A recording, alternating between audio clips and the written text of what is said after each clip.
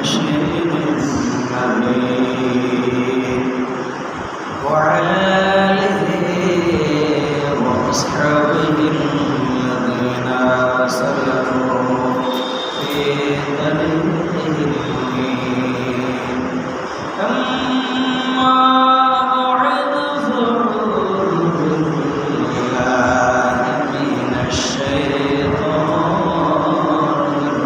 الرجيم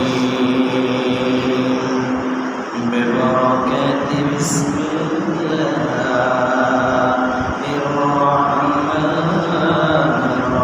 الرحيم ربنا وبعث فيهم رسولا منهم يتلو عليهم آياتك ويعلمهم الكتاب والحكمة ويزكيهم إنك أنت العزيز الحكيم وإذا قال الله تعالى في شأن حبيبه آمنا ومغفرا إن الله وملائكته يصلون على النبي يا أيها الذين آمنوا صلوا عليه وسلموا تسليما اللهم صل على سيدنا مولانا محمد وعلى آل سيدنا مولانا محمد ذكره তোর প্রেমিক উম্মত শান্তি দাও তোলে যায় হে মুহাম্মদ কমলিওয়ালা আইরে আমার বুকে আয় আল্লাহুম্মা সাল্লি আলা সাইয়্যিদিনা মাওলানা মুহাম্মদ ওয়া আলা আলি সাইয়্যিদিনা মাওলানা মুহাম্মদ বালাগাল উলা বিকামালিহি كشفت الدجى بجماله حسنت جميع خصاله صلوا عليه وآله أكبرنا مجروحة من سيف هجر المجتوى تروى لأهل بلدة فيها النبي محتشم بلغ العلا كشف الدجى بجماله حسنت جميع خصاله صلوا عليه وآله উপস্থিত আল্লাহর মেহমান বৃন্দ দিনদারি মোল্লার মুরব্বি সমাবেশে ইসলাম মাইকের আওয়াজ যতদূর যাচ্ছে ইমানদার মুসলমান ভাই বোনেরা আসসালামু আলাইকুম ওয়া রাহমাতুল্লাহি ওয়া বারাকাতুহু আল্লাহ দরবারে অসংখ্য শুকরিয়া জ্ঞাপন করছি যে মহান আল্লাহ সুবহানাহু ওয়া তাআলা আমাদেরকে সুস্থ সবল রেখে আজকের এই পবিত্র জুমায় আগে ভাগে আল্লাহর ঘরে আসার বসার তাওফিক দান করেছেন সে মনিবের দরবারে কালিমাতে শুকর আদায় করছি সকলে মুহাম্মদের সাথে বলি আলহামদুলিল্লাহ প্রিয় হাজরিন আজকের খুতবার আলোচ্য বিষয় হচ্ছে রাসূল পাক সাল্লাল্লাহু আলাইহি ওয়াসাল্লামের আগমন এই বিষয়কে সামনে রেখে সূরা বাকারা 127 থেকে 129 নম্বর আয়াত আপনাদের সামনে তেলাওয়াত করেছি আল্লাহ সুবহানাহু ওয়া তাআলা যদি দয়া করে সাথে আপনাদের দোয়া থেকে ইনশাআল্লাহ চেষ্টা করব কোরআন হাদিসের আলোকে দু চারটি কথা বলার জন্য ক্বালা রাব্বি ইশরাহ লি صدري ويسر لي أمري واحلل عقدة من لساني يفقهوا قولي প্রিয় হাজরিন,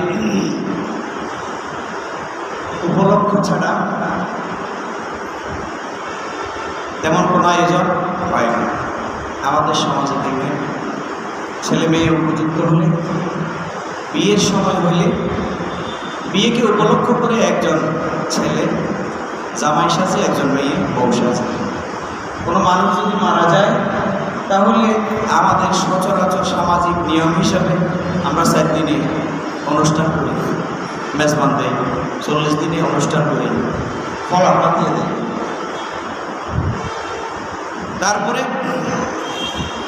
পৃথিবীর এমন একটা উপলক্ষ তৈরি হয়েছে যে একজন চূড়ান্ত নবী, শেষ নবী মুহাম্মদ রাসূলুল্লাহ সাল্লাল্লাহু আলাইহি সাল্লাম, ওনাকে আসতে হবে, ওনাকে আসতে হবে। একটা উপলক্ষ তৈরি হয়ে গেছে। কেমন উপলক্ষ? আল্লাহ বলেন, ওয়াইদাল মাউউদাতু সুইলাত বিআইয়ি যামবিন কুতিলাত। সদ্য প্রসূত নবজাতক মেয়েদেরকে জিজ্ঞেস করা হবে, বিআইয়ি যামবিন কুতিলাত, কি অপরাধে তোমাদেরকে হত্যা করা হয়েছিল? তারা বলবে, আল্লাহ আমাদের কোনো অপরাধ ছিল না, অপরাধ একটাই, আমরা মেয়ে হয়ে জন্মগ্রহণ করেছি, এই জন্য আমার বাবারা আমাদেরকে জীবন্ত কবর দিয়েছে। উপলক্ষ তৈরি হয়েছে, কারণ এই জীবন্ত কবর দেওয়া নারী জাতিকে উদ্ধার করার জন্য একজন মানুষ লাগবে। তিনি কে? মুহাম্মদ রাসূলুল্লাহ।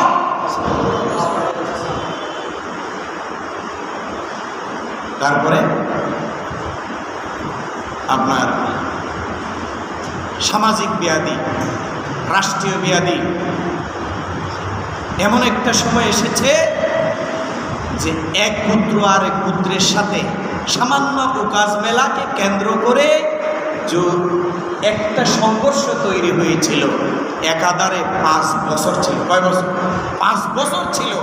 এত জঘন্য একটা জাতিতে তারা রূপান্তর হয়েছে। পৃথিবীতে এমন কোনো মন্দ কাজ নাই যে কাজগুলো তারা জমিনে বাস্তবায়ন করে। কঠিন পরিস্থিতি,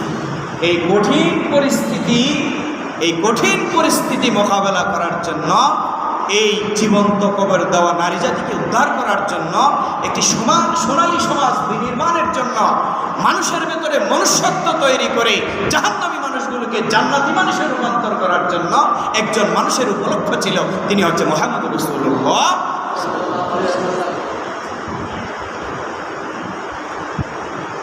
এই জন্য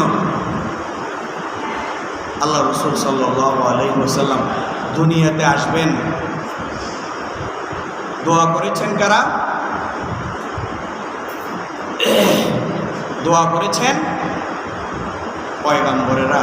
আদম সফিউল্লাহ থেকে ঈসা রুহুল্লাহ পর্যন্ত প্রত্যেক পয়গম্বরের দোয়াতে একজন পয়গম্বরের দোয়া ছিল, তিনি কে? মুহাম্মদ রাসূলুল্লাহ সাল্লাল্লাহু আলাইহি ওয়াসাল্লাম। এবং আদম সফিউল্লাহ থেকে ঈসা রুহুল্লাহ পর্যন্ত যত পয়গাম্বর দুনিয়াতে এসেছে, সমস্ত পয়গাম্বরের সাচ্চা সবচেয়ে দামি দামি চরিত্রগুলো প্রত্যেক পয়গাম্বরের একটা দামি চরিত্রের সমষ্টি আল্লাহ দান করেছিল মুহাম্মদ রাসূলুল্লাহ সাল্লাল্লাহু আলাইহি ওয়াসাল্লাম। তাহলে মুহাম্মদ রাসূলুল্লাহ সাল্লাল্লাহু আলাইহি ওয়াসাল্লামকে আল্লাহ তাআলা পাঠাবেন। দোয়া করেছেন ইব্রাহিম খলিলুল্লাহ, ইসমাঈল জবিউল্লাহ।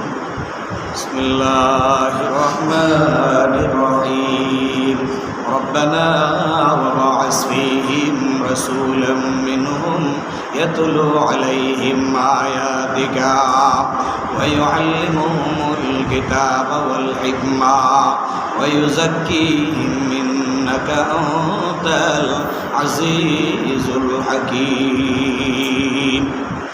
হযরত ইব্রাহিম খলিলুল্লাহ, ইসমাঈল জবিউল্লাহ দুইজনে আল্লাহর ঘর নির্মাণ করার পরে দোয়া করলেন, রব্বানা, হে আমাদের রব, ওয়াবআস ফীহিম রাসূলাম মিনহুম, আপনি তাদের মধ্য থেকে তাদের জন্য একজন রাসূল প্রেরণ করেন, ইয়াতলু আলাইহিম আয়াতিকা, যার ডিউটি হবে দুনিয়াতে আসার পরে আপনার কিতাব মানুষকে তেলাওয়াত করে শোনাবেন। সুবহানাল্লাহ। ওয়া ইউআল্লিমুহুমুল কিতাব, শুধু শোনাবেন না, আল্লাহর হাবিব সাল্লাল্লাহু আলাইহি ওয়াসাল্লাম মানুষকে ওই কিতাব শিক্ষা দান করবেন, যে কিতাব শিক্ষা করলে জাহান্নামী মানুষ জান্নাতি মানুষ হয়ে যায়, যেই কিতাবের সাথে সম্পর্ক রাখলে নিদামি মানুষ দামি হয়ে যায়, যেই কিতাবের সাথে সম্পর্ক রাখলে ওই কিতাবটা আমাদের দিন ওই মানুষের পক্ষে সুপারিশ করবে, যে কিতাবের সাথে সম্পর্ক রাখলে আমার মাওলা আল্লাহর সাথে সম্পর্ক হয়ে যায়, ওই কিতাব মানুষকে শিক্ষা দিবেন। ওয়াল হিকমা, বিজ্ঞান শিক্ষা দিবেন। ওয়া ইউযাক্কিহিম, আর পবিত্র মানুষগুলোকে আল্লাহ রাসূল পবিত্র করে জাহান্নামী মানুষগুলোকে জান্নাতি মানুষে রূপান্তর করবেন। বলুন সুবহানাল্লাহ। এই ডিউটিগুলো দিয়ে আমার নবী মুহাম্মদ রাসূলুল্লাহ সাল্লাল্লাহু আলাইহি সাল্লামকে জমিনে আল্লাহ প্রেরণ করার চূড়ান্ত সিদ্ধান্ত নিলেন। চূড়ান্ত সিদ্ধান্ত নিলেন। এখানে আল্লাহ রাব্বুল আলামিন দুনিয়াতে পাঠাবেন, যে কোনো কাজ করার আগে একটা পরিকল্পনার প্রয়োজন আছে, একটা পরিকল্পনা প্রয়োজন আছে। আল্লাহ প্রথমে সমস্ত সৃষ্টি জগতের রূহ মুবারককে সামনে নিয়ে একটা সেমিনার করলেন। ওই সেমিনারে জিজ্ঞেস করলেন, আলাস্তু বিরব্বিকা বিরব্বিকুম, আমি কি তোমাদের রব নই? সেদিন হিন্দু, বৌদ্ধ, খ্রিস্টান যত জাতের মানুষ দুনিয়াতে এসেছে সমস্ত মানুষ এক বাক্যে স্বীকৃতি দিয়েছিল, রব্বি আল্লাহ, বালা আপনি আমাদের রব, আপনি আমাদের।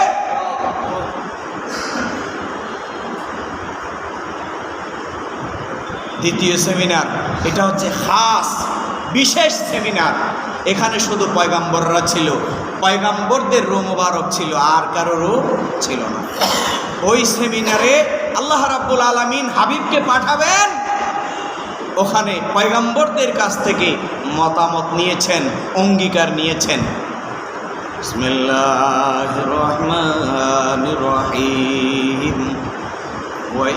وَإِذْ أَخَذَ اللَّهُ مِيثَاقَ النَّبِيِّينَ لَمَا آتَيْتُكُم مِّن كِتَابٍ وَحِكْمَةٍ ثُمَّ جَاءَكُمْ رَسُولٌ مُّصَدِّقٌ لِّمَا مَعَكُمْ لَتُؤْمِنُنَّ بِهِ وَلَتَنصُرُنَّهُ قَالَ أَأَقْرَرْتُمْ وَأَخَذْتُمْ عَلَى ذَلِكُمْ إِصْرِي قَالُوا أَقْرَرْنَا قَالَ فَاشْهَدُوا وَأَنَا مَعَكُمْ مِنَ الشَّاهِدِينَ।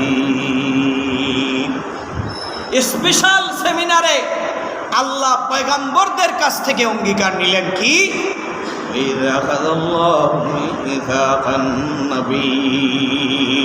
নবীদের কাছ থেকে অঙ্গীকার নিলেন,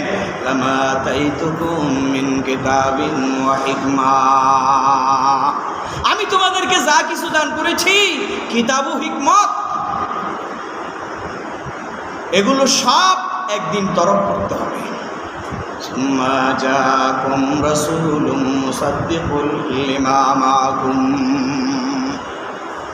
অতঃপর তোমাদের নিকট একজন রাসূল আসবে। একজন কি আসবে? রাসূল আসবে। তো তোমাদের দায়িত্ব কি? রাসূল যখন আসবে তোমাদের রিসালাত এবং নবুয়তের সমস্ত কার্যক্ষমতা বন্ধ হয়ে যাবে। একজনের রিসালাত আর নবুয়তের কার্যক্ষমতা চালু হবে, তিনি হচ্ছেন আখেরি পয়গম্বর মুহাম্মদ রাসূলুল্লাহ সাল্লাল্লাহু আলাইহি ওয়াসাল্লাম। রাসূলুম মুসাদ্দিকুল লিমা মাআকুম লাতুমিনুন্না বিহি। তোমাদের দায়িত্ব হবে লাতুমিনুন্না বিহি, তিনি যদি আসে তোমরা তার প্রতি ঈমান আনবে। কার প্রতি? মুহাম্মদ রাসূলুল্লাহ সাল্লাল্লাহু আলাইহি ওয়াসাল্লামের প্রতি ঈমান আনবে। শুধু ঈমান আনলে হবে না, ওয়ালা তানসুরুন্নাহু, আর আমার হাবিব আসলে ঈমান আনবা, শুধু তাই নয়, আমার হাবিব আসলে তোমাদের নবুয়তার রিসালতের দায়িত্ব ছেড়ে দিয়ে আমার নবীর উপরে ঈমান আনবা, আর আমার নবী যে রিসালতের দায়িত্ব পালন করবে ওই রিসালতের দায়িত্বে তোমরা তাকে সাহায্য করবে। বলুন সুবহানাল্লাহ। ক্বালা আকরারতুম, হে পয়গম্বররা তোমরা কি অঙ্গীকার করেছো, তোমরা কি ওয়াদা করেছো এই নীতির উপরে? ওয়া আখাযতুম আলা যালিকুম ইসরি, ওদের রাসূলের প্রতি ঈমান আনবে, তাকে সাহায্য করবে। আল্লাহ বলেন তোমরা কি অঙ্গীকার করেছো এবং উপরোক্ত শর্তে তোমরা আমার ওয়াদা কবুল করে নিছো? কে জিজ্ঞেস করতেছে? আল্লাহ। কাকে জিজ্ঞেস করতেছে? পয়গম্বরদের রূহকে জিজ্ঞেস করতেছে। তখন পয়গম্বররা বলল ক্বালু আকরারনা। রব্বুল আলামিন আপনার কাছে যে ওয়াদা আমরা দিয়েছি, আপনার হাবিব আসলে আমাদের নবুয়তার রিসালতের দায়িত্ব তরফ করে তার প্রতি ঈমান আনব আর তাকে সাহায্য সহযোগিতা করব, এটা আমরা আকরার না, আমরা পয়গম্বররা স্বীকৃতি দিলাম, ওয়াদা দিলাম, অঙ্গীকার করলাম। সুবহানাল্লাহ, অঙ্গীকার করেছি। তারপর কি? ক্বালা ফাশহাদু ওয়া আনা মাআকুম মিনাশ শাহিদিন। তারপর তাদেরকে আল্লাহ বললেন ফাশহাদু, তোমরা সাক্ষী থাকো, ওয়া আনা মাআকুম মিনাশ শাহিদিন, আমিও তোমাদের সাথে সাক্ষী হয়ে গেলাম। বলুন সুবহানাল্লাহ। স্পেশাল পয়গম্বর দুনিয়াতে আসবেন। আল্লাহ দুইটা সেমিনার করেছে। কয়টা? একটা হচ্ছে সমস্ত রূহ মুবারক একসাথে করে একটা সেমিনার করেছে, আরেকটা সেমিনার স্পেশাল করেছে পয়গম্বরদের রূহ মুবারক এক জায়গায় করে আল্লাহ সেমিনার করে অঙ্গীকার নিয়েছে, আমার রসুল আসলে তোমাদের সব বাপ আমার রসুলের পরিমাণ আনবা আর আমার রসুলকে তোমরা সাহায্য করবে। পয়গম্বররা কি বলেছেন? হ্যাঁ বলেছেন না না বলেছেন? হ্যাঁ বলেছেন। এই জন্য আল্লাহর হাবিব সাল্লাল্লাহু আলাইহি ওয়াসাল্লাম দুনিয়াতে আসবেন, পাঠাবেন। এই কথা যখন চূড়ান্ত হয়ে গেল তখন জমিন আরজি দিলেন, রব্বুল আলামিন আমি মাটি, আমি জমিন, তোমার বান্দাদের মলমূত্র থেকে শুরু করে যত ময়লা আবর্জনা আছে সমস্ত ময়লা আবর্জনা আমি জমিন হজম করে কোনোদিন তোমার কাছে কোনো আপত্তি জানাই নাই। আমি জমিন সব কিছু হজম করার পরেও কোনোদিন কোনো ধরনের রিপোর্ট দেই নাই। রব্বুল আলামিন আপনার হাবিবকে যদি দুনিয়াতে পাঠান তাহলে আমি জমিনের বুকে আপনার হাবিবকে পাঠিয়ে দিবেন। বলুন সুবহানাল্লাহ। জমিনের আরজি আল্লাহ রসুলকে আমার বুকে দেন। আসমানের আরজি, আয় আল্লাহ তোমার হাবিবকে আমার বুকে দিয়ে আমাকে ধন্য করো। ফেরেশতাদের আরজি, আয় আল্লাহ আপনার হাবিবকে আমাদের মধ্যে দিয়ে আমাদেরকে ধন্য করুন। তাহলে আসমান, জমিন, লৌহ, কলম সবাই কিন্তু একজনকে চায়। তিনি কে? মুহাম্মদুর রাসূলুল্লাহ সাল্লাল্লাহু আলাইহি ওয়াসাল্লাম। মুহাম্মদুর রাসূলুল্লাহ সাল্লাল্লাহু আলাইহি ওয়াসাল্লামকে চাই। সুতরাং মুহাম্মদুর রাসূলুল্লাহ সাল্লাল্লাহু আলাইহি ওয়াসাল্লামকে সবাই চেয়েছেন। সবাই কি পেয়েছেন?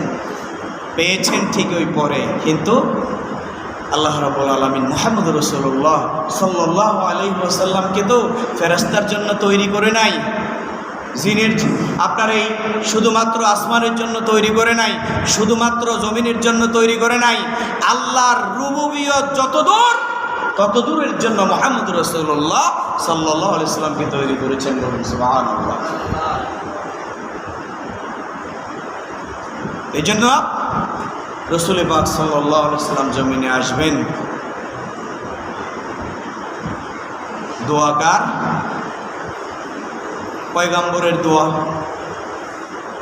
সূরা সাফের ভিতরে আল্লাহ রাব্বুল আলামিন বলেন, ওয়াইদ ক্বালা ঈসা ইবনু মারইয়াম يا بني إسرائيل إني رسول الله إليكم مصدقا لما بين يدي من التوراة ومبشرا برسول يأتي من بعد اسمه أحمد فلما جاءهم بالبينات قالوا هذا سحر মুবিন।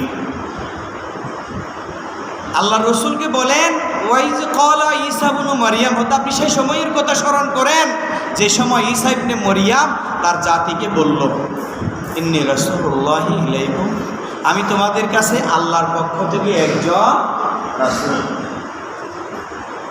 মুসাদ্দিকান লিমা বাইনা ইয়াদাইয়া মিনাত তাওরাত, আমি সেই তাওরাতের সত্যতা প্রতিপাদনকারী যা আমার পূর্বে দুনিয়াতে এসেছে।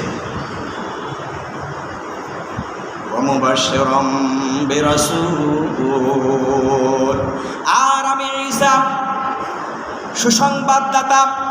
সুসংবাদদাতা ওয়ামুবাশশিরাম বিরাসূলিন ইয়াতি, আমার পরে একজন রসুল আসবে মিন বাদ ইসমুহু আহমদ, যার নাম হবে আহমদ।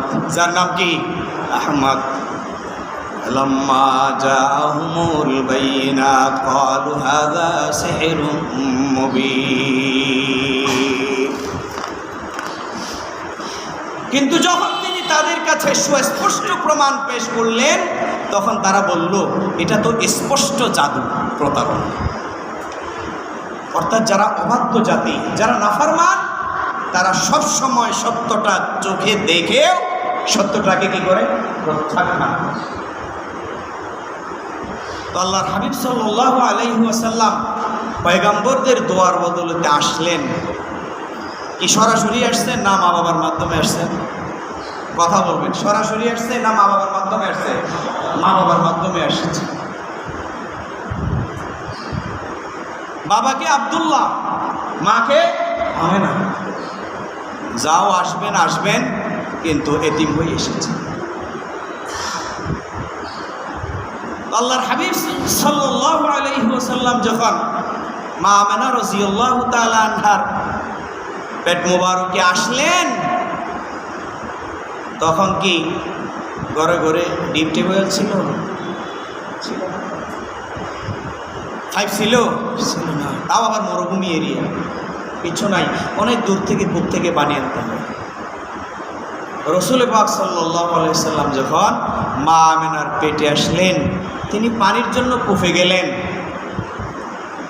কুফে গিয়ে দেখলেন পানির তো স্বভাবত বালতি ফেলে নিচ থেকে তুলতে হয়। মাদারিজুন নবুয়াতে লিখেছেন যে আল্লাহর নবীর আম্মাজান যখন ওই কুফে গেলেন পানির জন্য বালতি ফেলতে হয় নাই, পানি উপরের দিকে অটোমেটিকলি উঠে আসলো। বলল আমেনা তোমাকে আর কষ্ট করতে হবে না, কারণ তোমার পেটে যিনি এসেছেন উনার সম্মানার্থে আমরা নিচ থেকেই নিচে উঠে আসলাম। সুবহানাল্লাহ।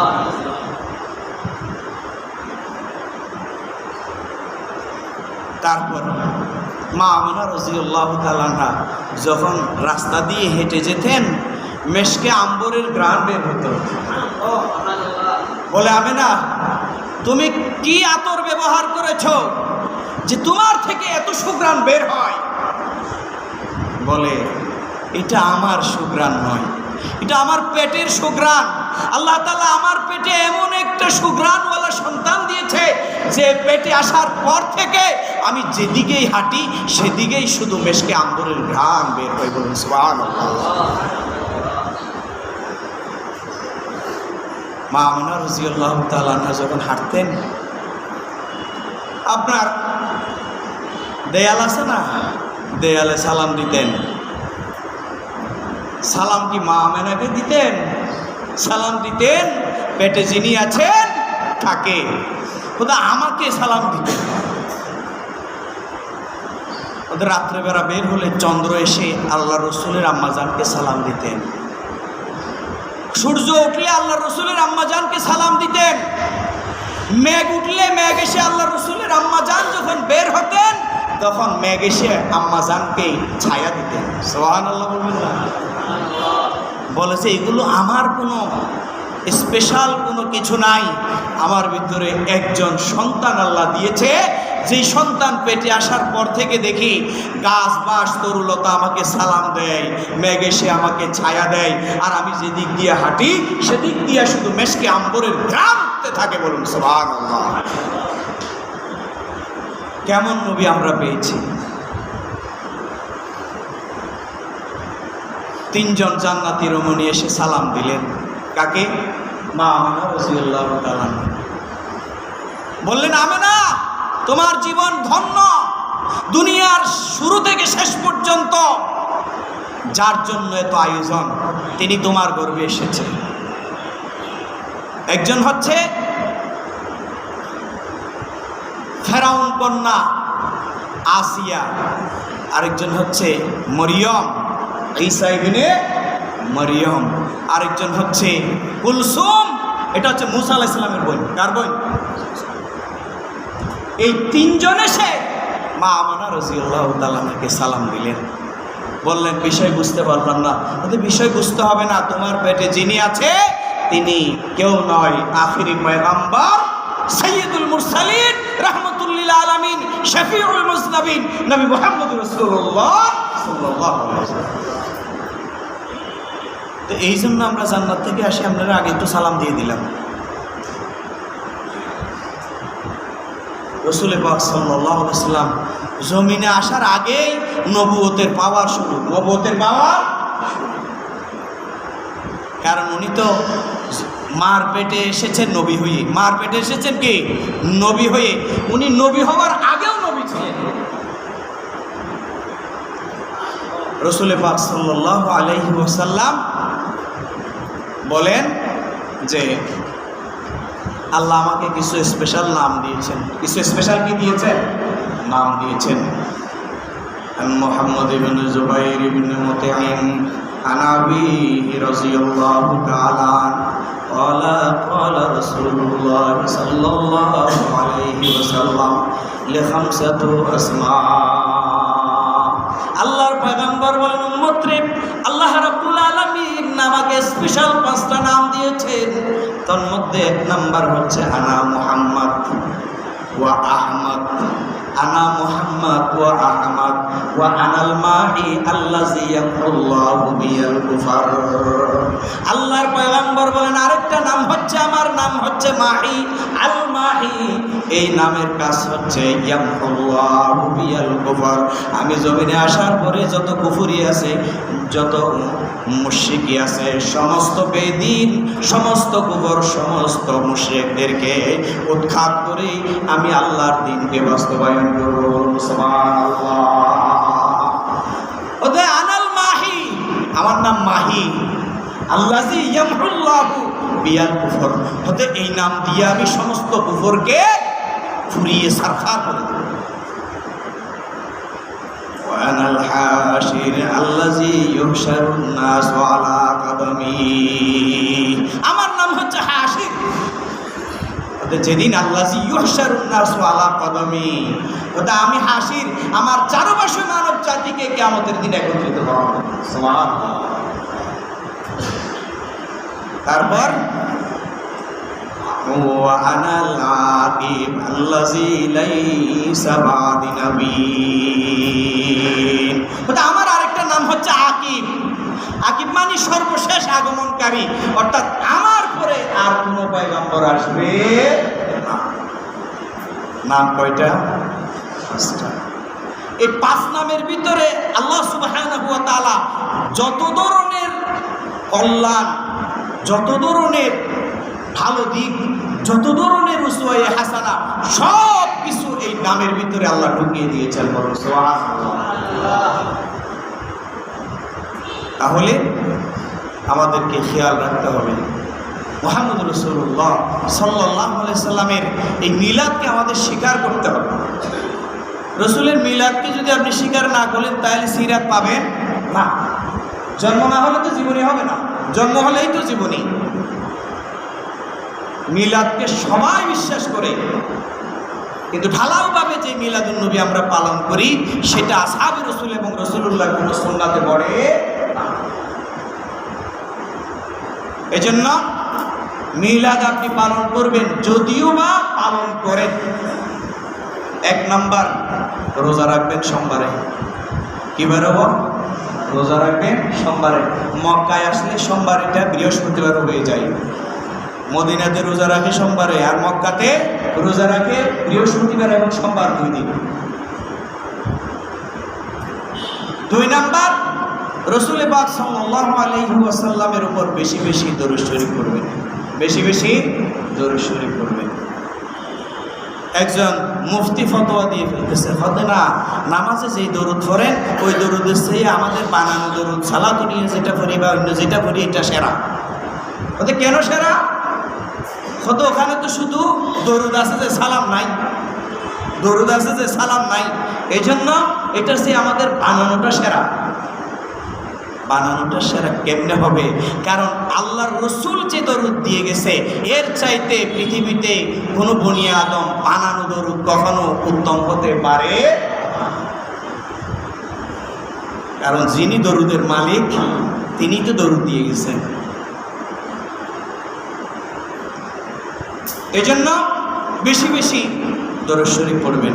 একদম লম্বা পড়তে না পারলেও বাটিয়ে পড়বেন, সাল্লাল্লাহু আলা মুহাম্মদ, সাল্লাল্লাহু আলা মুহাম্মদ। বেশি না পারলে এতটুকুইও পড়বেন। আল্লাহ রাসূল বলেন যদি দরুদ শরীফ পড়ো, আমি রাসূলকে মহব্বত করে ভক্তি শ্রদ্ধা নিয়ে যদি দরুদ শরীফ পড়ো, 1 নাম্বার 10টা সওয়াব দিবেন। কে? আর জোরে বলেন কে? দরুদ শরীফ একবার বললে 10টা সওয়াব কে দিবেন? আল্লাহ। 2 নাম্বার, আল্লাহ তাআলা 10টি গুনাহ মাফ করে দিবেন। কয়টি গুনাহ? 10টি গুনাহ মাফ করে দিবেন। 3 নাম্বার, 10 স্তর মর্যাদা আল্লাহ বাড়াই দিবেন। কয় স্তর? 10 স্তর মর্যাদা আল্লাহ বাড়াই দিবেন। 4 নাম্বার, 10টি রহমত আল্লাহ আপনার উপর নাজিল করবেন। 5 নাম্বার, ফেরেশতারা আপনার মাগফিরাতের জন্য দোয়া করবেন। সুবহানাল্লাহ। 6 নাম্বার, ফেরেশতাগণ আপনি যে দোয়া পড়েন, যে দরুদ পড়েন, এটা মুহূর্তের ভিতরে মুহাম্মদ রাসূলুল্লাহ সাল্লাল্লাহু আলাইহি ওয়াসাল্লামের দরবারে পৌঁছে যাবে। তারপরে 7 নম্বর, রসুল নিজে আশিকে রসুল যারা, বিদআতে রসুল, ডাকাইতে রসুল, মুশরিকে রসুল, এগুলোকে কখনো আশিকে রসুল বলা যায় না। আশিকে রসুল হচ্ছে তারা যারা রসুলের মাথার চুল থেকে পায়ের পাতা পর্যন্ত প্রতি ইঞ্চি ইঞ্চি আল্লাহ রসুলের সুন্নতের ইত্তেবা করে, তারাই হচ্ছে আশিকে রসুল। আল্লাহ রসুল বলেন তো কোনো আশিকে রসুল যদি আমার উপরে দরুদ পাঠায়, আমি রসুলুল্লাহ নিজ মুখে তার দরুদের জবাব দিই। সুবহানাল্লাহ। 8 নাম্বার, অর্থাৎ মানুষের জীবনে সমস্যা এবং দুশ্চিন্তা থাকে, কেউ যদি দরুদ শরীফ রসুলের উপরে মহব্বত নিয়ে ভক্তি শ্রদ্ধা নিয়ে কেউ যদি আদায় করে, তাহলে তার সমস্যা এবং দুশ্চিন্তা আল্লাহ মিটিয়ে দিবেন। বলুন সুবহানাল্লাহ। 9 নাম্বার, অর্থাৎ তার উপরে সুপারিশ আমি রসুলের উপরে ওয়াজিব হয়ে যাবে। সুবহানাল্লাহ। তাহলে এতগুলো নিয়ামত একটা দরুদ শরীফের ভিতরে রয়ে গেছে, সেটা আমরা পড়তে পারি না। আজকে একজনকে জিজ্ঞেস করলাম, ফতোয়া ওই আমাদের ওদিকে তো প্রত্যেক দিন জশ্নে জুলুস মানে করতে হবে, ট্যারাক একটা লইরে ট্যাক্সের লাগাই ঘুম দাঁড়াক্কা বাজায় খালি রাস্তায় ঘুরুন। তো আমি একজনকে জিজ্ঞেস করতেছি, হয়তো ফজর নামাজ টাজ করে যাবো, কথা না নামাজ পড়ি নাই তো জন্য, তাহলে নামাজ ধরে তুই জুলুস করে লাভ করি। হুজুর নামাজ যিনি আছে তার জন্য ভালো লইলে হয়েছে, নামাজ পড়তে হবে না। আউযুবিল্লাহ না নাউযুবিল্লাহ। তো নামাজ যিনি আনছে উনি ফতোয়া দিয়ে দিচ্ছে, তো নামাজ যিনি আনছে তার জন্য আমরা পাগল। নামাজ না পড়লেও সমস্যা নেই। মুফতি সাহেবের অভাব নাই। নামাজ রোজা না পড়ি, আপনি ফরজ ওয়াজিবাত ফরজে কিফায়া এগুলো বাদ দিয়ে, সুন্নতে মুআক্কাদা বাদ দিয়ে, মুস্তাহাব দূরের কথা মুস্তাহাসানের পর্যায়েও পড়ে না, এমন কাজ যদি আপনি করেন, আপনি জীবনেও আল্লাহ রসুলের সুপারিশ পাবেন। এই জন্য রসুল পাক সাল্লাল্লাহু আলাইহি ওয়াসাল্লামের মিলাদ আপনি পালন করবেন। 1 নম্বর, সোমবারে সোমবারে রোজা রাখবেন। 2 নম্বর, রসুলের উপরে যে অবস্থায় থাকেন বেশি বেশি দরুদ শরীফ পড়বেন। আল্লাহ, আমাদের সমাজে এগুলো আসলে বলেও সময় লস করে আর কি। একজন প্রশ্ন করে, হুজুর তো আপনারা জুলুস করেন নাকি? আমরা জুলুস এখানে করবো না, তো আমরা জুলুস করবো লিয়াই মুহাম্মদী সাল্লাল্লাহু আলাইহি ওয়াসাল্লামকে নিয়ে হাশরের ময়দানে, যেদিন আল্লাহ রসুলের ঝান্ডা, প্রশংসার ঝান্ডা, জাতীয় পতাকা রসুলের হাতে থাকবে, আর আমরা রসুলের সাথে জুলুস করতে করতে জান্নাত পর্যন্ত চলে যাবো ইনশাআল্লাহ। নামাজ না পড়ে কি এমতি তুই জুলুস করি রসুল ফাতি, এত সহজ, এত সহজ না। রসুল পাক সাল্লাল্লাহু আলাইহি ওয়াসাল্লাম সম্পর্কে তৎকালীন রাষ্ট্র, শক্তিধর রাষ্ট্রপ্রধান হিরাক্লিয়াস, ওর ওখানে আরবদের ব্যবসায়ী কাফেলা গিয়েছে। তো হিরাক্লিয়াস বলে যে তা আরবের ব্যবসায়ী কাফেলা আসছে, ওখান থেকে সর্দার যারা তাদেরকে ডাকলেন, আবু সুফিয়ানকে ডাকলেন, সাথে আরেকজন গেলেন। তো হিরাক্লিয়াস জিজ্ঞেস করতেছে, তোমাদের আরবে নাকি একজন নতুন লোক নতুন নতুন কথা বলতেছে, এটা কি ঠিক? বলছে হ্যাঁ ঠিক। তার ব্যাপারে আমি তোমার কাছ থেকে কিছু জানতে চাই। কি জানতে চান? 1 নাম্বার জানার বিষয় হচ্ছে, যিনি নিজেকে নবী দাবি করছেন তার বংশীয় মর্যাদা কিরূপ? তিনি কি সম্ভ্রান্ত পরিবার না নিচু পরিবারের? না, উনি আরবের সেরা গোত্র, কুরাইশ বংশে, তার জন্য